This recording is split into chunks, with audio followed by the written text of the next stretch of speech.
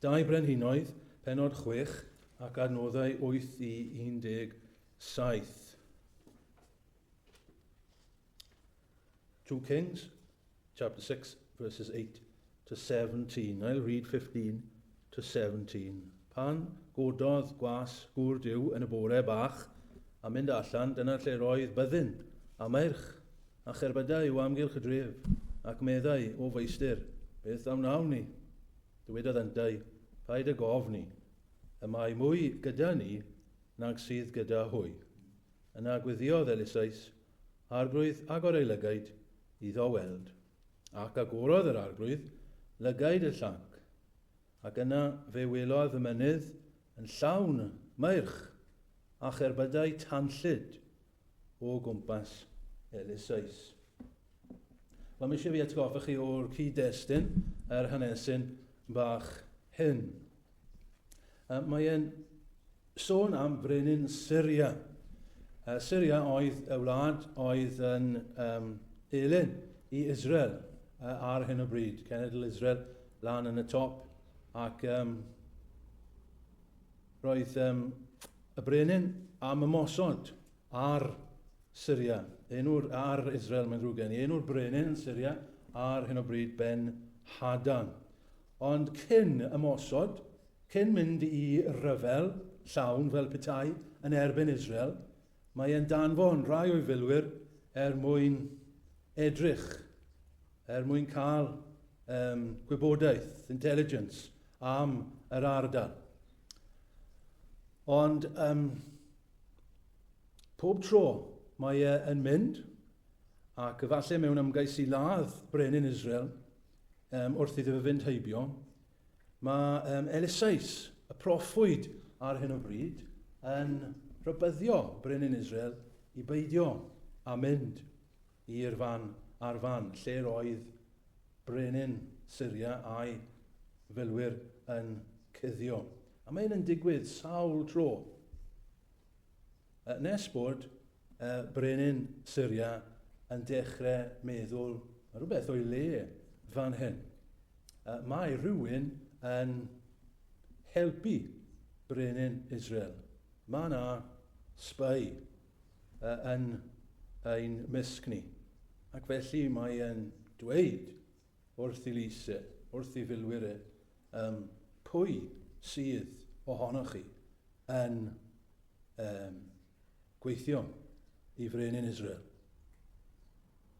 Ond mae'r milwyr yn dweud, nid ni yw e. Elisais yw e,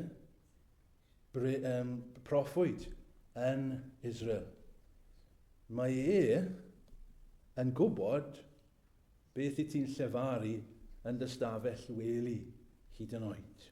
Beth bynnag yw ein cynlluniau ni, mae proffwyd Israel yn gwybod ac mae e'n dweud wrth brenin Israel. Mae brenin Syria wedyn Ben Hadad yn dweud, wel, ble mae Elisais yma? A maen nhw'n dweud wrtho mae'n dothan. Ac mae'n danfon byddin mwyn dal Elisais. Mae'n danfon meirch a cherbydau ac mae nhw yn amgylch ni. Dothan. Pentre, lle roedd Elisais. Mae'n ymddangos bod nhw'n gwneud hyn yn y nos, ac erbyn y bore, mae gwas Elisais yn codi. Llanc efallai, rhywun ifanc mae'n ymddangos, ond efallai un o'r proffwydi oedd gyda Elisais. A mae'n codi ac mae'n edrych i mas, a mae'n gweld y meirch a'r cerbydau hyn wedi amgylchynu o amgylch tŷ a phentref Elisais, proffwyd. A'r hyn gawn ni yn adnodau ein testun heno yw ymateb.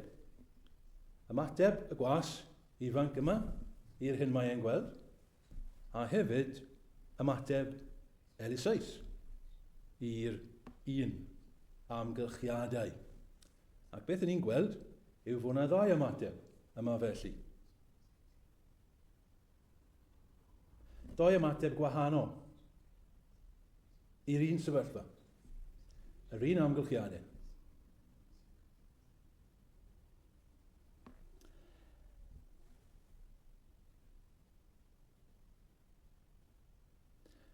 Ymatebion byddwn ni gyd a rhyw adeg yn ein bywyd siŵr o fod yn rhoi.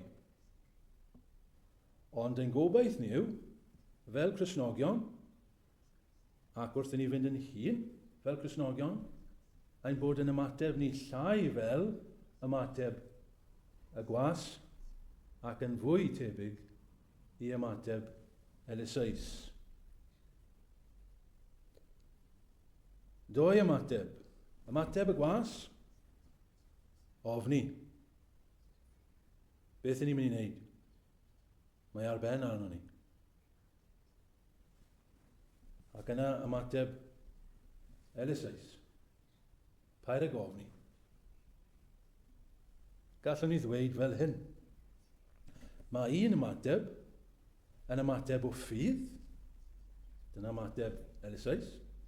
Mae e'n ymateb i'r sefyllfa gyda ffydd.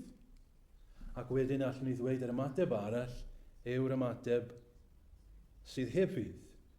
Yr ymateb angredinio. Neu allwn ni ddweud yr ymateb sydd â ffydd fawr, neu ffydd gref, neu ffydd gadarn, neu ffydd fywiol. A lively faith, a living faith. Tra bod yr ymateb arall yn ymateb o ffydd wan, ffydd fychan, ffydd ddiffygiol. Achos, dyn ni ddim o'i gwneud cam ar gwas yma, efallai fod y gwas yn credu, siŵr o fod i fod yn gweithio i Elisais. Ni ddim yn dweud bod y gwas yn angredadyn, ond bod ei ffydd yn wan.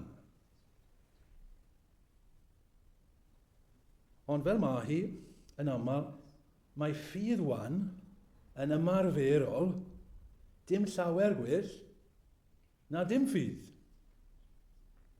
Chi'n cofio'r arglwydd Iesu Grist un tro gyda'i ddisgyblion yn y cwch. A mae'r storm yn dod. A maen nhw'n poeni. A mae Iesu Grist yn deffro. Mae'n tawelu'r storm ac wedyn i gwestiwn iddyn nhw. Wel gyntaf mae'n dweud chwi o chydig ffydd. Ydy e? Chwi o chydig ffydd. Mewn un o'r Efengylau, chwi o chydig ffydd. Mae ffydd da chi, ond mae'n ychydig ffydd. A mae'n rhoi stori iddyn nhw, ychydig ffydd. Ond yn y lle arall mae'n dweud, ble mae eich ffydd chi? Mae fel petai, does dim ffydd gyda chi o gwbl. A dyna'r pwynt. Mae chydig ffydd i bob pwrpas yn ymarferol. Yn ymarferol. Pan mae pethau'n digwydd, dyna pryd mae angen ffydd arna ni. Dyw ffydd ddim yn rhywbeth abstract. Mae ffydd yn rhywbeth sy'n gweithredu. Mewn amgylchiadau. Mewn bywyd. Mewn pethau sydd yn digwydd gyda ni o ddydd i ddydd. Ond mae gan y gwas, fel y disgyblion, ffydd wan. Gallwn ni ddweud mae e'n ddall yn hytrach na gweld.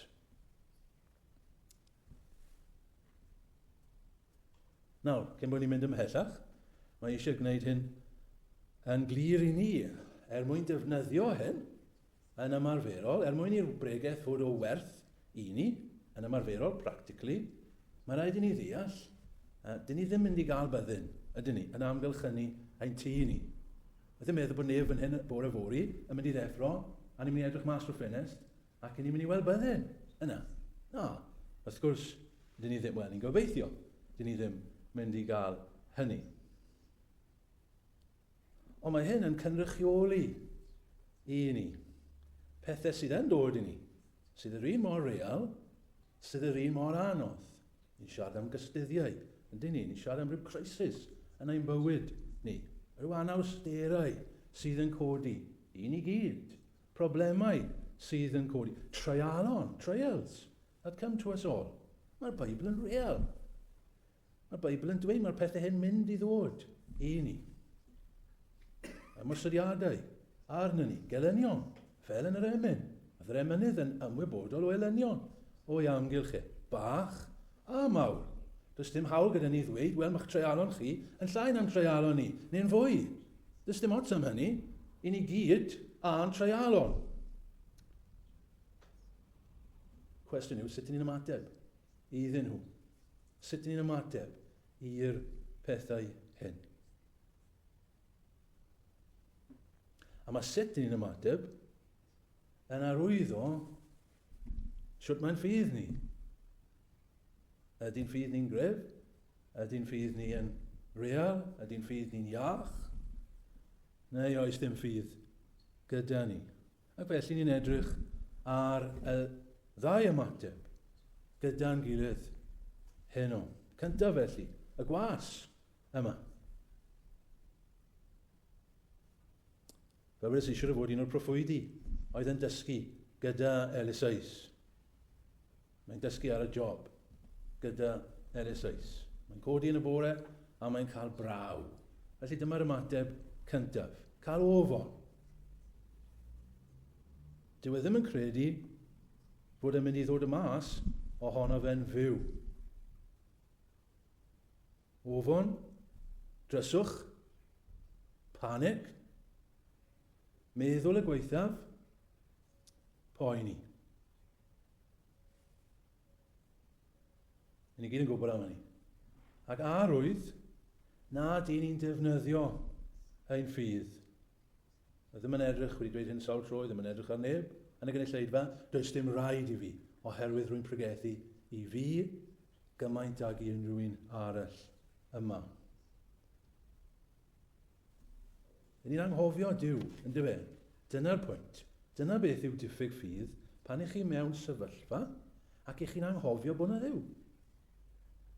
A falle ych chi'n meddwl, does dim pwynt meddwl am Dduw. Dwi ddim yn ei wneud unrhyw wyniaeth os fi'n meddwl am Dduw yn yr amgylchiad hyn. Dyna gyd oedd y gwas yn gallu gweld oedd y broblem, y fyddin. A falle ni yn yr amgylchiad hynna. Ni dim ond yn gallu gweld yr amgylchiadau. Dim byd arall.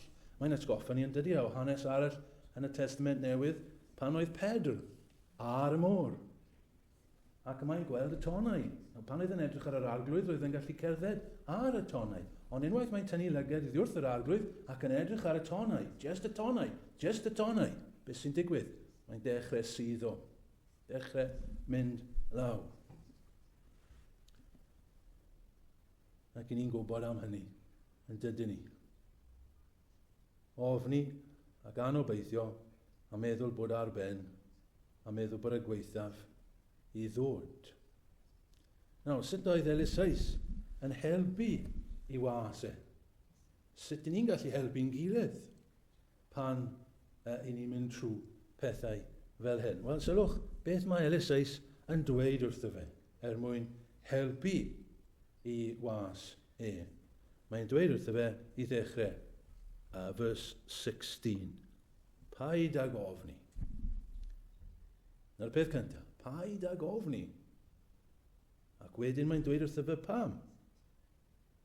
Y mae mwy gyda ni nag sydd gyda hwy. Ac yna mae e'n gweddio. Arglwydd agor ei lygaid iddo weld. 3 pheth syml fyna, un i ffrindiau. Y peth cyntaf mae'n gwneud yw mae'n annog i was e. Dy ddim yn pwno fe, dy ddim yn rhoi stŵr iddo fe, mae'n just dweud wrtho fe yn dawel, wel paid â phoeni, paid ag ofni. Mae'n ddiddorol yn diwedd ffrindiau, faint o weithiau yn y Beibl mae Duw just yn dweud hwnna wrth i bobl e. Mae Iesu Grist yn dweud wrth i bobl e, paid ag ofni. Mae'r Beibl yn ail ddweud oherwydd mae angen i ni glywed e. Paid ag ofni.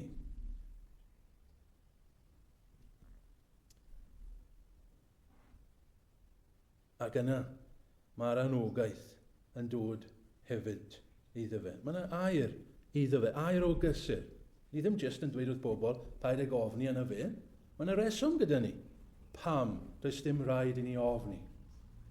A mae'n dweud, y mae mwy gyda ni nag sydd gyda hwy. Mae'n rhoi reswm. Mae'n atgoffa fe o'r ffeithiau. Hold on nawr, gwas fach. Beth am Dduw? Mae Duw gyda ti. No beth am meddwl am Dduw am ychydig? Yn y sefyllfa hyn, jyst a Duw mewn i'r sefyllfa. Mae Duw gyda ti. Ac i ni'n gallu cymryd hynny yn credu fel help. I ni helpu bobl. Chybod, annog pobl sydd yn ofni. Wel, meddwl nawr am y ffeithiau. Falle roi adnod iddyn nhw. I'w hanog nhw. Ni ddim yn just dweud cheer up. Yna fe. Ni'n dweud pam. Mae yna reswm. Pam. Ac wedyn ni, mae e'n gweddio dros dy fe. Wel, does dim byd gwell na hynny i helpu bobl sydd yn stryglo. Ynddo fe? Pan ni'n dweud wrth bobl, gobeithio dyn ni ddim yn meddwl yn shape, byddai'n gweddio dros dy ti. A pan ni'n dioddef, ni'n gwerthfawrogi pam mae pobl yn gweddio drosto ni. Mae e'n gweddio agor i lygaid arglwydd. Peth da yw'r gweddio dros pobl eraill. Felly, mae e'n annog, mae'n rhoi gwirionedd, a mae e'n gweddio. Dyna'r ymateb cyntaf. Dewch i ni symud ymlaen at yr ail ymateb sydd yma. Sef ymateb Elisais i hun. Yr un amgylchiadau cofiwch, mae'r merch a'r cebydau o amgylch. Ond mae Elisais yn ymateb yn wahanol. Mae gan Elisais ffydd. Mae'n defnyddio'i ffydd. Mae rhywun wedi dweud, roedd gan Elisais glasses arbennig, a mae'n rhoi'r glasses ymlaen. Hynny yw, mae'n gallu gweld mewn ffordd gwahanol i beth mae'r gwas yn gweld. Mae Elisais yn dod â Duw mewn i'r amgylchiadau. Mae'r gwas yn gweld fel pawb arall. Ond mae Elisais yn gweld o perspektif Duw. Dyna beth yw ffydd. Ffydd yw edrych ar bethau o perspektif Duw. Beth mae Duw yn dweud am hyn? Yna, vers 17, gweddiodd Elisais arglwydd agor ei lygaid iddo weld. Dyw'r cerbydau a'r merch ddim fel petai yn ffeisio Elisais. No, falle i chi'n dweud fel hyn. Wel, petawn ni'n gweld cerbydau a merch tanllyd. Falle byswn ni ddim yn ffeisd hefyd. Falle i chi'n dweud, wel, os ni'n gallu gweld anghelion a Duw, byswn ni ddim yn poeni chwaith. Falle byddwch chi'n dweud, os ni ddim ond yn gallu gweld y diwedd, o beth bynnag sy'n mynd i ddigwydd, byddwn ni ddim yn panico. Wel, y cwestiwn i godi yw hyn. A oedd Elisais wedi gweld y merch a'r cerbydau tanllyd? Ydy, mae e'n gweddio i Dduw agor llygaid y gwas, ac mae Duw yn gwrando ar ei weddi, a mae'r gwas yn gweld. Mae'n gweld tu fas, a tu ôl i'r byddinoedd o Syria, mae'n gweld yr holl fynydd yn llawn o'r anghelion tanllyd yma, o amgylch Elisais. Mae'r gwas yn cael gweld, ond a oedd Elisais wedi gweld nhw? Dyw e ddim yn dweud, ydy e? Dyw e ddim yn dweud, chi'n cael yr argraff bod Elisais jyst yn eistedd lawr yna. Falle doedd Elisais ddim wedi gweld y cerbydau tanllyd. Fi ddim credu oedd e. Oedd ddim angen iddo fe. Roedd e'n credu bod nhw'na. Roedd e'n ymwybodol wrth gredu bod yr presenoldeb hyn o'i gwmpas e. Doedd dim rhaid iddo fe weld. Roedd e'n credu. Yn cofio Iesu Grist ar ôl yr atgyfodiad yn dod ac yn cyrraeddu Thomas. Achos bod Thomas ddim wedi credu. Yn dweud wrtho fe, Thomas, dyr yma. Oedd e wedi dweud, o'n i welaf, os nag wy'n gweld, mae rhaid i fi weld. Os dwi ddim yn gweld oel o'r hoelion, oedd ddim yn mynd i gredu. So mae Iesu'n dod at y fec yn dweud, dyr yma Thomas. A wedyn wrth gwrs mae Thomas yn dweud, farglwydd am Duw. Ond mae Iesu'n cyrraeddu yn dweud yn dyner. Am i ti weld yr wyt ti'n credu, Thomas. Bendigedig yw yr hau, neu gwynau byd yr hau, sydd heb weld, ond sydd yn credu. Chi'n cofio Jacob yn yr Hen Testament yn dod i le yn ffoi o Israel, ffoi o Esau. A mae'n cael y freuddwyd yna. A mae'r anghelion. A chi'n cofio yr ysgol yn mynd i'r nefoedd. A mae'n dyn o'n y bore. A chi'n cofio eiriau fe. Jacob yn dweud fel hyn. Surely, fod Duw yn y lle hwn. Ac nesgwyddw. Surely God is in this place. And I didn't know. Dyna mae'n dweud. Chi'n gweld? Mae'n cael gweld, Jacob nawr, mae'n cael gweld y byd real. Y real. Mae'n gweld yr anghelion yma o'i gwmpas e. Ddim yn gweld rhyw fyd dychmygol, mae'n gweld y byd real. Mae'n gweld y byd fel ma hi. Ac mae'r anghelion yma, Duw yn y lle yma. Mae'r oll amser hyn, roedd Duw yn y lle yma. A dwi'n ni ddim yn gwybod. Ond roedd yma, mae'n real. Chi'n gweld, ffrindiau, i ni'n meddwl yn dyn ni, neu gallu meddwl, mae mater yw popeth. Y cyfan, mae'n byd ni'n dylanwadu arno ni yn dweud. Mae'r byd ni'n byw yn dweud wrth ni. Mae'n y gyd sydd, really, just popeth yn gweld. Just mater, na gyd. Dyma reality, a dyna gyd. Does dim byd arall. Ond mae'n twyllo. Achos mae'r real wedi guddio wrth ni. Mae yna, ond ni ddim yn gweld. Beth yw'r pwynt y pregethu yn y bore? Na beth ni wedi bod yn pwysleisio, ynddo fe? Mae'r pethau hyn cythreiliaid yn real. Beth sydd yma heno, ffrindiau? Yn y lle yma. Chi'n gallu dweud, wel, mae yna dwsin o bobl yma heno, neu bynnag i ni. Iawn, ond efo yna gyd?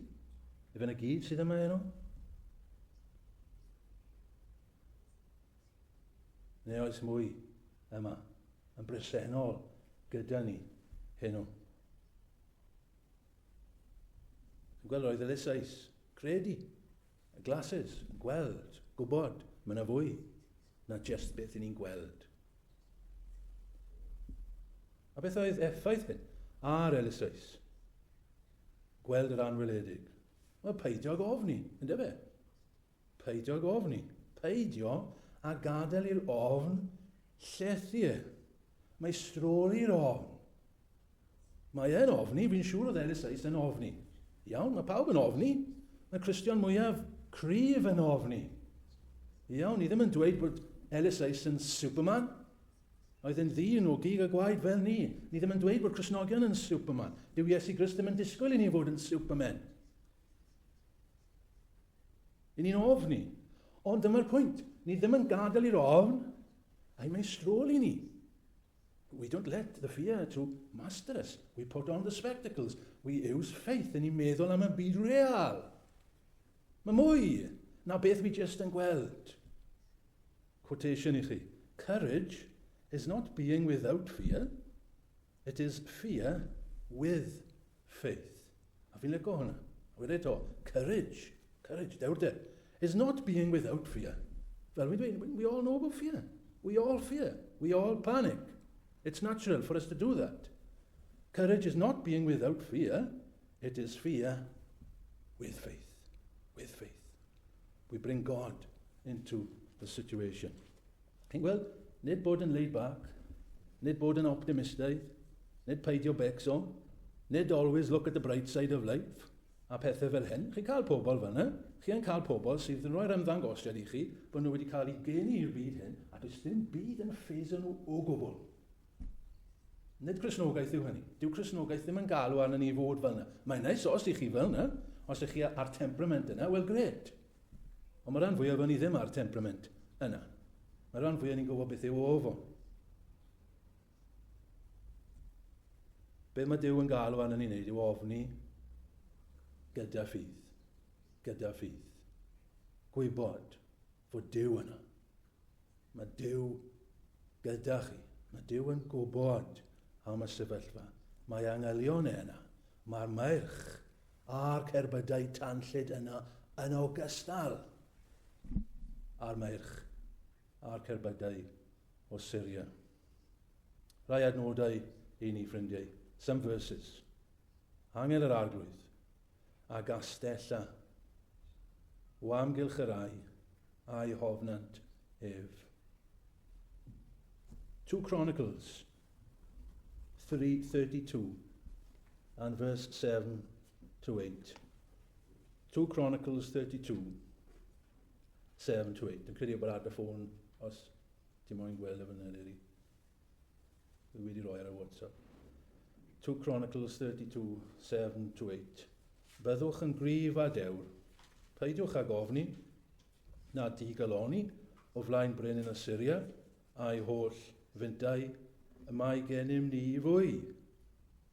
Nag sydd ganddo ef, gallu dynol sydd ganddo ef, ond y mae'r arglwydd ein Duw gyda ni, i'n cynorthwyo ac i ymladd ein brwydrau. Wel, ffydd yw dal yn hynny. Gawr ni'n mynd nôl tipyn bach. 2 Chronicles 20 this time. 2 Chronicles 20 and verse 15. A dywedodd, gwrandewch holl Juda a thrigolion Jerusalem, ynghyd â'r brenin Jehoshaphat. Y mae'r arglwydd yn dweud wrthych am beidio ag ofni na digaloni o achos y fyntau fawr yma, oherwydd brwydyr Duw yw hon, nid eich brwydyr chwi. Gan i fynd i'r Testament newydd, New Testament, 2 Corinthians chapter 4, verses 16 and 18. Am hynny, nid ydym yn digaloni, ein bod yn allanol yn dadfeilio, yn fewnol, fe'n hadnewyddu'r ddydd ar ôl ddydd. Dim ond, verse 18, i ni gadw golwg nid ar y pethau a welir. Dyma ni eto, chi'n gweld? Once again, not on the things that we see, only, ond ar y pethau na welir. Dros amser yma'r pethau a welir, ond yma'r pethau na welir yn dragwyddol. Ac un adnod arall i ni feddwl amdano fe hyd yr hun trywydd, lle mae Paul yn dweud fer hyn, beth a ddywedwn ni gan hynny'r pethau hyn?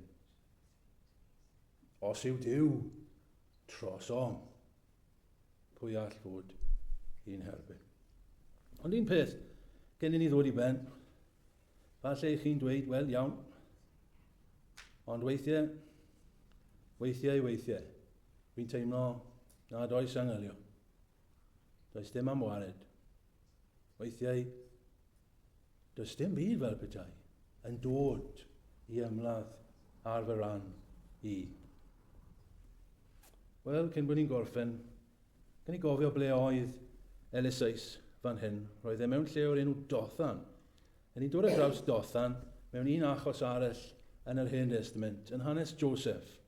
Oedd Joseph yn Dothan, wel, pan oedd ei frodyr yn bugeilio y defaid. Jacob wedi danfon i fab Joseph i Dothan. A chi'n cofio beth y gwyddodd fyna? Fe ddaliwyd Joseph a'i werthu i'r Aifft. Roi e mewn pydew. A'i frodyr ei hun bron a'i ladd, ond maen nhw'n penderfynu werthu i'r Aifft. Doedd mwy neu lai yr un peth. A ni'n gallu gofyn, wel, ble roedd Duw pryd hynny? Le roedd yr anghelion? Lle roedd y mairch tanllyd? Wel, roedden nhw yna, oherwydd dath y Midianiaid a mynd â Joseph i'r Aifft. Mae sawl ffordd gan Dduw i wared i bobl. Weithiau mae'n defnyddio cigfrain, ravens. Weithiau mae'n defnyddio pysgod mawr i achub i bobl. Weithiau hyd yn oed, mae'n gadael i bobl. Ac yma nhw'n marw. Ac i chi'n dweud, wel, ble mae'r anghelion pryd hynny? Wel, ni'n gwybod ble mae'r anghelion pryd hynny, oherwydd mae'r anghelion yn dod. Ac yn mynd â y credadyn i fynwes Abraham, fel mae Iesu Grist yn dweud yn yr hanes am Lazarus.